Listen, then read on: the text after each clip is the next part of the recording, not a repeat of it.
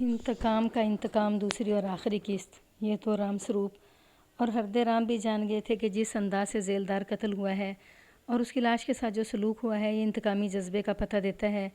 دوسری یہ بات بھی صاف تھی کہ چوری جس طرح ہوئی ہے یہ گھر بھیدی کے بغیر نہیں ہو سکتی تھی، مگر پہلے دونوں تفتیشی افسروں نے اس لائن پر کوئی کام نہیں کیا تھا۔ قاضی فضل حق نے انہیں دو اشاروں کو سامنے رکھ لیا اور ان کی قابلیت اور تجربے نے انہیں بتایا کہ گھر بھیدی اسی گھر میں موجود ہے اور انتقامی جذبہ بھی اسی گھر سے پیدا ہوا ہوگا۔ ان شکوک کی بنا پر انہوں نے توجہ اور تفتیش کا مرکز تینوں بیوہ عورتوں کو بنا لیا۔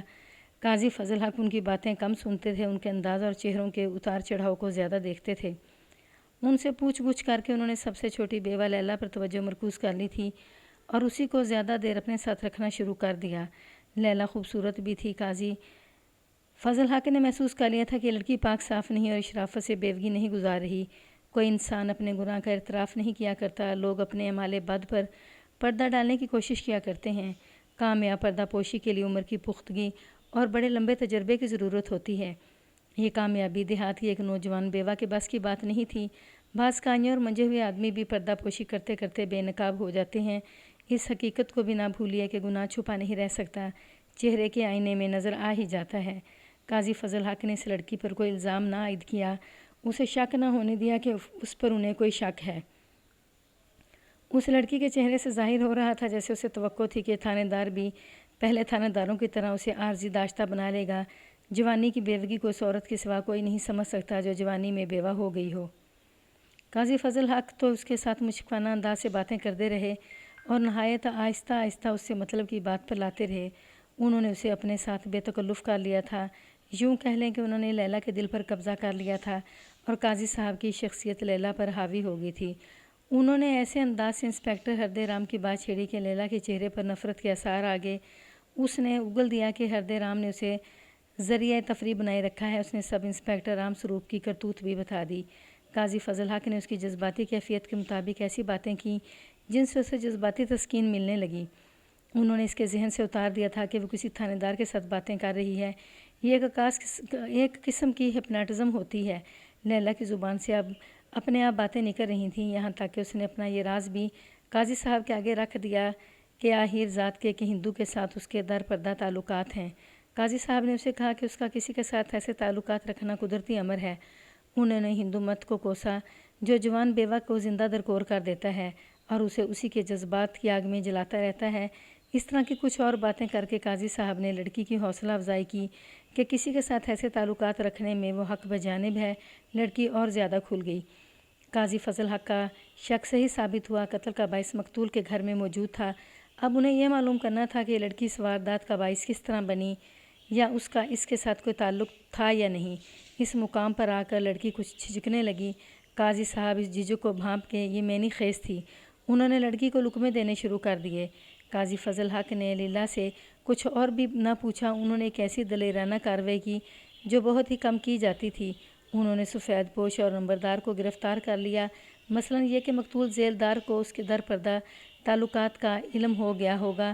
کچھ دیر بعد قاضی فضل حق کی قابلیت نے کمال دکھا دیا۔ لڑکی نے باقی بات بھی سنا دی۔ اس نے بتایا کہ گاؤں کے سفید پوش یا نمبردار نے لیلا کو اس جوان سال آدمی کے ساتھ کہیں دیکھ لیا تھا۔ انہوں نے ایک دوسرے کے ساتھ بات کی ہوگی۔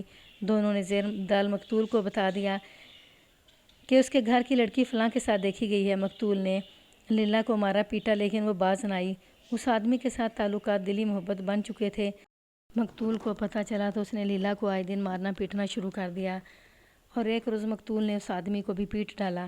قاضی صاحب نے لڑکی سے معلوم کر لیا کہ یہ آدمی غیر شادی شدہ ہے اور خوشحال آہیر خاندان کا ہے۔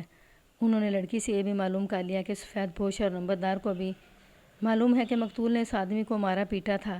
یہ تو قاضی صاحب کو معلوم ہو ہی گیا تھا کہ جب رام سروپ اور بعد میں ہردے رام تفتیش کر رہے تھے تو سفید پوش اور نمبردار ایسے آدمیوں کو مشتبہ پکڑ پکڑ کر لاتے رہے جن کے ساتھ ان کی ذاتی عداوت تھی اور جن سے وہ رشوت بٹور کر ان تھانے داروں کو دے دلا سکتے تھے۔ انہوں نے اس آدمی کو مشتبہ نہ بٹھایا جس کے تعلقات لیلا کے ساتھ تھے اور اسے مقتول نے مارا پیٹا تھا۔ یہ شخص مشتبہ نمبر 1 تھا۔ دیہات میں کوئی اچھی ذات والا آدمی اپنی بے عزتی برداشت نہیں کیا کرتا، خواہ وہ قصوروار ہی ہو۔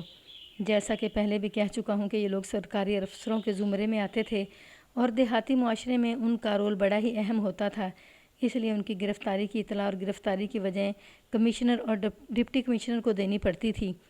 مجھے یہ معلوم نہیں ہو سکا کہ قاضی صاحب نے اتنا ٹھوس ثبوت کیسے حاصل کر لیا تھا کہ انہوں نے ان دونوں کو گرفتار کر لیا۔ بہرحال یہ ان کی قابلیت، دیانتداری اور فرض کی لگن تھی کہ ان کی نظر نے بڑی دور کی چیز دیکھ لی۔ انہوں نے ان کی گرفتاری کی وجہ یہ لکھی کہ دونوں تفتیش کے دوران مشتبہ افراد سے رشوت لیتے رہے اور اب شہادت اور اصل مجرموں پر پردہ ڈال رہے ہیں۔ قاضی فضل حق نے دونوں سے الگ الگ پوچھ گچھ کی اور پولیس کا یہ مخصوص حربہ استعمال کیا کہ دونوں کو ایک دوسرے کے خلاف اکسایا۔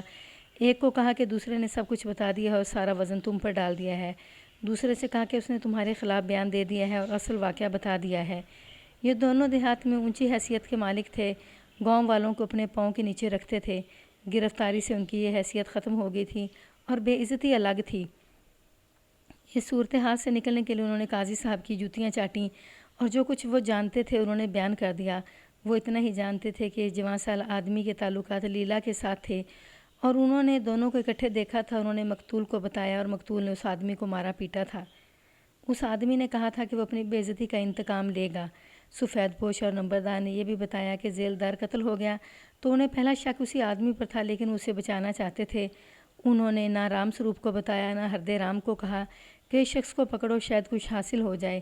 انہوں نے تسلیم تو نہ کیا، لیکن انہوں نے اس سے رشوت ضرور لی ہوگی۔ قاضی فضل حق نے پوچھا کہ وہ آدمی کہاں ہے؟ دونوں نے بتایا کہ قاضی صاحب اس گاؤں میں آئے تو وہ یہیں تھا اور دیکھتا رہا کہ نیا تھانے دار کیا کرتا ہے۔ 2-3 دنوں میں ہی اس نے دیکھ لیا کہ نیا تھانے دار پہلے 2 تھانے داروں سے مختلف ہے اور یہ سراغ پا کر ہی ٹلے گا تو وہ آدمی گاؤں سے چلا گیا۔ سفید پوش اور نمبردار کو یہ بھی معلوم تھا کہ وہ ریاست پٹیالہ کے فلاں گاؤں میں ہے۔ ان دونوں کو یہ معلوم نہیں تھا کہ اس نے کس کس کو ساتھ ملا کر یہ واردات کی، نہ انہیں یقین تھا کہ واردات اس نے کی یا کرائی ہے، البتہ شک پختہ اسی پر تھا۔ قاضی فضل حق کو بہت بڑا سراغ اور بہت بڑا اشارہ مل گیا تھا۔ انہوں نے سفید پوش اور نمبردار کے بیانات کے اس حصے پر یقین نہ کیا کہ وہ مجرموں کو نہیں جانتے۔ اگر قاضی صاحب ان دونوں کو گرفتار نہ کرتے تو جو سراغ ان سے ملا تھا وہ کبھی نہ ملتا۔ قاضی صاحب نے فوری کارروائی یہ کی کہ برق رفتاری سے ریاست پٹیالہ کے اس گاؤں جا پہنچے جہاں بتایا گیا تھا کہ وہ آدمی چلا گیا ہے۔ انہوں نے چھاپا مارا اور اس جوان کو گرفتار کر کے راجوند لے آئے۔ یہ آدمی کہتا تھا کہ اس واردات کے ساتھ اس کا کوئی تعلق نہیں۔ CIA کا تشدد مشہور تھا، بلکہ CIA کی تفتیش تشدد سے ہی شروع ہوتی تھی، لیکن قاضی فضل حق نے اس آدمی کو تشدد سے بچائے رکھا اور اسے کہا کہ اس کے خلاف بڑی پکی شہادت اور ثبوت مل گیا ہے، اس لیے ضروری نہیں کہ وہ اقبال جرم کرے، لیکن اس کی جوانی پر رحم کرتے ہوئے اسے وعدہ معاف گواہ بنا لیا جائے گا، بشرطے وہ مال برآمد کرا دے اور اپنے ہر ایک ساتھی کو گرفتار کرا دے۔ قاضی صاحب نے جھوٹا وعدہ کیا تھا۔ یہ شخص عادی مجرم نہیں تھا، وہ پولیس کے جال میں کبھی نہیں آیا تھا۔ اس نے سزا سے بچنے کے لیے اقبال جرم کر لیا اور اپنے دونوں ساتھیوں کی نشاندہی کر دی۔ اس نے یہ بھی بتا دیا کہ انہوں نے زیورات ایک کپڑے میں باندھ کر کھیتوں میں ایک رہٹ کے قریب زمین میں دبا دیے تھے اور ابھی تک وہیں ہیں۔ اس نے یہ بھی بتایا کہ مقتول کے کانوں سے مرکیاں اس کے ایک ساتھی درگاہ نے اتار دی تھیں۔ قاضی فضل حق نے اس کے دونوں ساتھیوں کو گرفتار کر لیا۔ درگاہ اس کے گھر کی تلاشی لی تو مرکیاں برآمد ہو گئیں۔ قاضی صاحب ان تینوں میں سے کسی کو بھی وعدہ معاف گواہ نہیں بنانا چاہتے تھے، لیکن انہوں نے ہر ایک سے کہا کہ اسے وعدہ معاف گواہ بنایا جائے گا، بشرطے کہ وہ جرم کی پوری تفصیل سنا دے اور مال برآمد کرا دے۔ ایک تو اقبال جرم کر چکا تھا، باقی 2 نے بھی جرم کا اقبال کر لیا۔ تینوں کے بیان ایک جیسے تھے۔ تینوں نے بتایا کہ زیورات رہٹ کے قریب زمین میں دبا دیے تھے۔ قاضی صاحب نے ہر ایک سے الگ الگ پوچھا کہ زیورات کس طرح دبائے گئے تھے۔ تینوں کا بیان ایک جیسا تھا۔ تینوں نے قتل کا باعث ایک ہی بتایا۔ لیلا کے دوست نے بتایا کہ وہ مقتول سے اپنی بے عزتی کا انتقام لینا چاہتا تھا۔ اس نے اعتراف کیا کہ لیلا کے ساتھ اس کا درپردہ دوستانہ تھا۔ ذیلدار کو پتہ چل گیا تو اس نے اسے مارا پیٹا۔ اس جوان کے دل میں ذیلدار کی عداوت اس لیے بھی بھری ہوئی تھی کہ وہ لیلا پر تشدد کرتا رہتا تھا۔ لیلا نے اپنے دوست سے کہا کہ اس کے ساتھ کہیں بھاگ جانے کو تیار ہے اور وہ زیورات بھی لے آئے گی۔ اس کے بعد ذیلدار نے اس شخص کو مارا پیٹا تھا۔ ان دونوں نے نہ صرف گھر سے بھاگنے کا ارادہ کر لیا بلکہ ذیلدار سے انتقام لینے کا بھی منصوبہ بن گیا۔ اس میں ذیلدار کا قتل شامل نہیں تھا، صرف یہ تھا کہ اس کے گھر میں جتنے زیورات ہیں وہ چوری کر لیے جائیں گے۔ لیلا نے اسے بتایا کہ بڑی پیٹی میں زیورات رکھے ہیں، یہ بھی بتایا کہ پیٹی کس کمرے میں ہے اور پیٹی میں زیورات کس جگہ ہیں۔ لیلا کے دوست نے، نام مجھے یاد نہیں رہا، اپنے دوستوں کو ساتھ لیا، انہیں زیورات کے حصے کا لالچ دیا۔ کچھ دوستی کا جذبہ تھا۔ انہوں نے واردات کی رات ذیلدار کو چوپال میں دیکھا، وہ شراب پی رہا تھا۔ انہوں نے اسی رات واردات کرنے کا فیصلہ کر لیا۔ انہوں نے یہ طے کیا تھا کہ اگر سرہانے کے نیچے سے چابیاں نکالتے ذیلدار جاگ اٹھا تو اسے قتل کر دیا جائے گا۔ وہ دیوار پھلانگ کر اندر آگے ایک آدمی ذیلدار کے سرہانے کی طرف زمین پر بیٹھ گیا۔ ذیلدار نے کروٹ بدلی تو اس آدمی نے اتنی آہستہ اور احتیاط سے چابیوں کا گچھا نکال دیا کہ ذیلدار کو خبر تک نہ ہوئی۔ پیٹی مل گئی، اس کا تالا کھل گیا، گدے اور رضائیاں باہر پھینکیں تو زیورات والے سرہانے مل گئے۔ وہ سرہانے اٹھا کر باہر نکلے۔ لالٹین دلان میں جل رہی تھی۔ وہ دلان میں سے گزر رہے تھے تو ذیلدار جاگ اٹھا اور وہ ٹکوا ہاتھ میں لیے دوڑا آیا۔ لیلا کے دوست کے سینے میں نفرت اور انتقام کی آگ بھڑک اٹھی۔ اس نے اپنے دوستوں سے کہا اسے ختم کر کے چلیں گے۔ ذیلدار نے ان میں سے ایک پہ ٹکوے کا وار کیا لیکن وہ ایک آدمی ایک طرف ہٹ گیا۔ ان تینوں نے اسے ویسے ہی قتل کیا جیسے پہلے بیان کر چکا ہوں۔ لیلا کے دوست کے جذبہ انتقام کی تسکین نہ ہوئی۔ اس نے مقتول کے جسم کا نازک عضو کاٹ دیا۔ گھر کی عورتیں دبکی رہیں اور یہ لوگ گھر سے نکل آئے۔ انہوں نے جوہر کے پاس بیٹھ کر سرہانے پھاڑے اور ان میں سے زیورات نکالے، پھر زیورات رہٹ کے قریب زمین میں دبا دیے۔ انہوں نے سوچا تھا کہ پولیس اپنی کارروائی کر لے تو وہ زیورات نکال کر تقسیم کر لیں گے اور لیلا کا دوست لیلا کو ساتھ لے کر کہیں دور چلا جائے گا۔ انہیں پوری امید تھی کہ وہ پکڑے نہیں جائیں گے۔ لیلا پہلے ہی بیان دے چکی تھی۔ پہلے اس نے نہیں بتایا تھا کہ واردات کرنے والے کون ہیں۔ آپ تمام پردے اٹھ گئے تو قاضی فضل حق کو اپنا ہمدرد سمجھ کر اس نے اعتراف کیا کہ اس واردات میں اس نے گھر بھیدی کا کام کیا ہے۔ اس نے روتے ہوئے اپنے جذبات کا اظہار کیا۔ اس نے کہا کہ سب سے پہلے تو اس کے دل میں اپنے مذہب کے خلاف نفرت پیدا ہوئی جو بیوہ کو دوسری شادی کی اجازت نہیں دیتا۔ اسے اپنے پنڈتوں سے بھی نفرت ہوگی جو بیوہ کو منحوس سمجھتے ہیں لیکن اسے ہوس کی نظروں سے دیکھتے ہیں، اس پر پردہ ڈالتے ہیں، اس پر ڈورے ڈالتے ہیں۔ پھر لیلا نے اپنی تشنگی کی تسکین کا ایک درپردہ ذریعہ پیدا کر لیا تو اس کے گھر کے بزرگ نے اسے مارنا پیٹنا شروع کر دیا۔ وہ مقتول مجھے ہر وقت شکی نگاہوں سے دیکھتا تھا۔ لیلا نے کہا مجھے مجرم سمجھتا تھا اور مجھ پر کڑی نظر رکھتا تھا۔ کیا ہمارا مذہب، ہمارے پنڈت اور ہمارے بزرگ بیوہ کو انسان نہیں سمجھتے؟ کیا اس کے خاوند کے مر جانے سے اس کے جذبات بھی مر جاتے ہیں؟ ہندو مذہب ظالم ہے، یہ انسانوں کو نیکی کا نہیں بدی کا راستہ دکھاتا ہے۔ میری حالت پر غور کریں۔ مجھے ایک مرد کے ساتھ بیاہ دیا گیا۔ عمر دیکھیں میری، 2 سال پہلے جب میری شادی ہوئی اس وقت میں کم سن تھی۔ اس مرد نے میرے جذبات کو بیدار کیا اور ان کی تسکین کا ذریعہ بنایا، میرے دل میں محبت پیدا کی اور 2 سال بعد وہ مر گیا۔ اگر کوئی میرے جذبات کو نہیں سمجھ سکتا تو وہ ظالم ہے۔ پھر تھانے دار آئے، انہوں نے مجھے شراب پلائی اور کھلونا بنائے رکھا۔ مجھے یہ حق کیوں نہیں دیا جاتا کہ میں بھی مردوں کی طرح اپنی پسند کے کسی کھلونے سے کھیلوں؟ لیلا دیکھنے میں گنوار سی دیہاتن اور نوجوان تھی لیکن اس کے مجروح اور مجبور جذبات نے اسے ایسی زبان دے دی تھی جس نے قاضی فضل حق کے دل پر بڑا ہی گہرا اثر کیا۔ اس نے قاضی صاحب سے کہا کہ وہ پہلے آدمی ہیں جنہوں نے اس کی ہمدردی کی باتیں کی ہیں اور اس پر بری نظر نہیں ڈالی۔ قاضی صاحب دانش مند آدمی تھے۔ وہ سمجھتے تھے کہ جس جرم کا ارتکاب ہوا ہے اس کا اصل مجرم ہندوؤں کا مذہب ہے۔ یہ لڑکی بے قصور ہے، چنانچہ انہوں نے لیلا کو بے قصور ہی ظاہر کیا۔ ملزموں کے بیانات کے بعد قاضی فضل حق انہیں زیورات کی برآمدگی کے لیے لے گئے۔ انہوں نے برآمدگی کے گواہوں کے سامنے ملزموں سے وہ جگہ کھدوائی جہاں زیورات دیے گئے تھے، مگر وہاں سے کچھ بھی برآمد نہ ہوا۔ ملزموں کے چہروں پر حیرت تھی۔ قاضی فضل حق نے دیکھا تھا کہ جو جگہ ملزموں نے کھودی تھی وہ پکی نہیں تھی۔ صاف نظر آتا تھا کہ یہ جگہ پہلے کھودی گئی ہے، یعنی یہاں سے کھود کر کچھ اور رکھا گیا تھا۔ قاضی صاحب کو ایسا شک نہ ہوا کہ ملزم انہیں دھوکہ دے رہے ہیں اور انہوں نے زیورات کہیں اور چھپائے ہوئے ہیں۔ قاضی صاحب کو یقین تھا کہ زیورات یہیں دبائے گئے تھے کیونکہ تینوں ملزموں نے ایک دوسرے سے الگ الگ یہی جگہ بتائی تھی اور کھودنے اور دبانے کا طریقہ ایک ہی جیسا بتایا تھا۔ پھر زیورات کہاں گئے؟ ان تینوں میں سے کسی ایک نے ساتھیوں کو بتائے بغیر یہاں سے نکال لیے اور کہیں اور چھپا دیے ہوں گے۔ وہ سارا مال ہضم کرنا چاہتا ہوگا۔ قاضی فضل حق انہیں لے آئے اور ہر ایک سے الگ الگ پوچھا کہ اس نے مال نکالا ہے اور کہاں رکھا ہے۔ ہر ملزم قسمیں کھاتا اور پریشان ہو جاتا تھا۔ قاضی صاحب نہیں مان رہے تھے کہ ان میں سے کسی کو بھی پتہ نہ ہو۔ اس موقع پر آ کر انہوں نے CIA والا حربہ استعمال کیا۔ یہ تھا تشدد، جسے 3rd ڈگری کہتے ہیں۔ ملزموں نے ہر تشدد برداشت کیا اور انکار کرتے رہے۔ تشدد کی قسمیں ہوتی ہیں، بعض کیسوں میں تشدد ضروری ہو جاتا ہے۔ قاضی فضل حق اس کے قائل نہیں تھے۔ انہوں نے 3rd ڈگری کا طریقہ اس لیے اختیار کیا تھا کہ انہیں یقین ہو چکا تھا کہ اصل مجرم یہی ہیں اور وہ کسی بے گناہ پر ظلم نہیں کر رہے۔ انہوں نے دیکھا کہ تشدد بھی ناکام رہا ہے تو انہوں نے ملزموں پر تشدد کی وہ قسم آزمائی جو غیر اخلاقی ہوتی ہے۔ یہ طریقہ بھی ناکام رہا۔ قاضی فضل حق نے ملزموں کے اقبالی بیانات کے مطابق شہادت اکٹھی کر لی اور چالان عدالت میں دے دیا۔ انہوں نے ان 3 ملزموں کا چالان کیا تھا، لیلا کو ملزموں میں شامل نہ کیا۔ سفید پوش اور نمبردار کو انہوں نے چالان کے خانہ نمبر 2 میں رکھا تھا۔ قاضی صاحب نے مجسٹریٹ کو درخواست دے کر ان دونوں کو ڈسچارج کرا دیا۔ ملزم خوشحال گھرانوں کے تھے، 3 نوجوان بلکہ نوجوان تھے۔ ان کے باپوں نے دلی کے بہترین وکیل کر لیے۔ اس زمانے میں مقدموں کی سماعت تیزی سے اور فیصلے جلدی ہو جاتے تھے، لیکن یہ مقدمہ 2.5 سال چلا۔ اس کی وجہ یہ تھی کہ وکیل بڑے قابل تھے۔ وہ مقدمے کو کسی نہ کسی بہانے لٹکاتے رہے۔ کبھی ایک وکیل یہ کہہ کر عدالت میں نہ آتا کہ آج دلی ہائی کورٹ میں اس کا کیس اٹکا ہوا ہے، کبھی وہ اپنے ملزموں کی طرف سے ہائی کورٹ میں کوئی درخواست دے دیتے۔ غرض کئی ہیلے بہانے تھے جن سے کیس لٹکایا جا سکتا تھا۔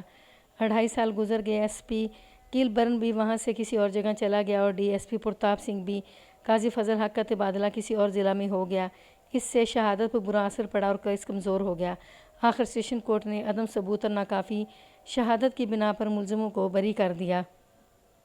قتل اور چوری کی اس واردات کے 10 سال بعد قاضی فضل حق بھارت کے ضلع حصار کے تھانہ شہر سرسا کے انچارج تھے۔ سرسا تحصیل تھی، وہاں 2 تھانے تھے، ایک تھانہ شہر کہلاتا تھا، دوسرا تھانہ صدر، جس کے انچارج سب انسپیکٹر میر اقبال حسین جعفری سونی پت کے رہنے والے تھے۔ وہ پاکستان میں ایس پی رہے اور انتقال کر گئے۔ 24 اپریل 1940 کی رات کا واقعہ ہے۔ قاضی فضل حق رات کی گشت پر تھے۔ آدھی رات سے کچھ پہلے کا وقت تھا۔ قاضی صاحب بازار میں سے گزر رہے تھے۔ بازار کی بغلی گلی سے 3 آدمی نکلے، ان کے پاس لاٹھیاں تھیں۔ ان میں سے ایک نے قاضی صاحب کو پیچھے سے دبوچ لیا، دوسرے 2 نے ان کے سر پر لاٹھیوں کی کئی ضربیں لگائیں۔ بازار کا چوکیدار دور سے دیکھ رہا تھا، بجلی کے بلب کی روشنی تھی۔ وہ ادھر کو دوڑا، ملزموں نے اسے بھی لاٹھیاں ماریں اور جس گلی سے وہ آئے تھے اسی میں غائب ہو گئے۔ قاضی فضل حق فوت ہو گئے۔ چونکہ قاضی صاحب تھانہ شہر کے انچارج تھے اور وہ قتل ہو چکے تھے، اس لیے تفتیش تھانہ صدر کے انچارج میر اقبال حسین جعفری نے اپنے ہاتھ میں لی۔ میر اقبال سراغ رسانی کی خصوصی قابلیت کے حامل تھے، بلکہ ان میں سراغ رسانی کا جنون پایا جاتا تھا۔ قاضی فضل حق جیسے مخلص اور پارسا انسان کا قتل معمولی بات نہیں تھی، اور یہ عام سا قتل نہیں تھا جس کی تفتیش معمول کی فہرست میں شامل کر لی جاتی۔ میر اقبال نے دن رات ایک کر دیا۔ چوکیدار نے قاتلوں میں سے کسی ایک کو بھی نہیں پہچانا تھا اور انہوں نے سر اور چہرے پگڑیوں میں ڈھانپ رکھے تھے۔ میر اقبال یہ تو سمجھ گئے تھے کہ اس قتل کا باعث عداوت ہے۔ قاضی صاحب کو انتقاماً قتل کیا گیا تھا، لیکن قاتل کون تھے؟ شہر کے رہنے والے تھے۔ چوکیدار نے ان کا لباس دیہاتی بتایا، سر اور چہروں پر پگڑیاں لپٹی ہوئی بتائیں تو میر اقبال کو یقین ہو گیا کہ قاتل دیہاتی تھے۔ دیہاتیوں کے ساتھ مقتول کی دشمنی اس کے سوا کیا ہو سکتی تھی کہ انہوں نے کسی کو پھانسی کی سزا دلوائی ہوگی، کسی کی سفارش اور رشوت قبول نہ کی ہوگی۔ میر اقبال نے سرسا شہر کے تمام جرائم پیشہ، سزا یافتہ اور دیگر مشتبہ افراد کو بلا کر ہر طریقہ آزما کر دیکھا کہ ان سے کوئی سراغ مل جائے، مگر بے سود۔ انہوں نے مقتول کے گھر والوں سے پوچھا کہ ان کی کس کس کے ساتھ دشمنی تھی۔ گھر والے بھی کچھ نہ بتا سکے۔ ان دنوں مقتول کے بیٹے قاضی مفتاح کالج میں پڑھتے تھے۔ میر اقبال قاضی مرحوم کے ماضی کو کورید رہے تھے۔ وہ کہتے تھے کہ دیہات کے لوگ انتقام لینے کے لیے بعض اوقات پوری عمر موقع کی تلاش میں رہتے ہیں، جہاں انہیں موقع ملتا ہے وہ انتقامی وار کر جاتے ہیں۔ کوریدتے قاضی مفتاح نے کہا کہ اس وقت چھوٹے سے تھے جب ضلع کرنال میں تھانہ راجوند کے گاؤں میں قاضی فضل حق نے 3 آدمیوں پر تشدد کیا تھا اور سنا تھا کہ ان تینوں نے قسم کھائی تھی کہ وہ ان سے اپنی بے عزتی کا بدلہ لیں گے۔